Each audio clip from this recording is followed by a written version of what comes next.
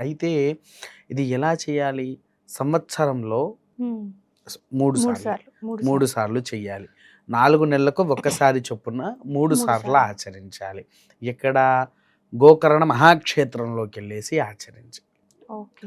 ఇంకొకటేంటంటే వాస్తవానికి ఇక్కడ నదీ తీరానికి సముద్ర తీరం. సముద్ర తీరంలో అసలు మోక్షనారాయణ బలి అనేది ఆచరించేది. కానీ ఈ గోకర్ణంలోనే ఎందుకు అంటే హ్మ్.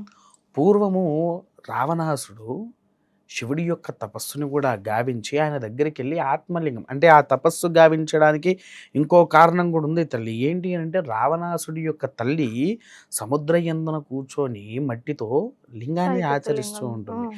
లింగాన్ని తయారు చేసి పూజ చేద్దామనుకుంటే సముద్రుడు వచ్చి ఆ లింగాన్ని తన గర్భంలోకి తీసుకుపోతుంది. హ్మ్. తీసుకుపోయిన తర్వాత ఆయనకు ఏమి చెయ్యాలనా అనేది ఆ తల్లికి అర్థం గాక రావణాసుడితో చెప్తే, రావణాసుడు శివుడి యొక్క తపస్సు గావించి శివుడి దగ్గరికెళ్ళి తన దగ్గర ఉండేటువంటి ఆత్మలింగాన్ని ఇచ్చేసరికి చుట్టుపక్కల ఉండే దేవతలకందరికీ ఈర్ష్య వచ్చేసింది.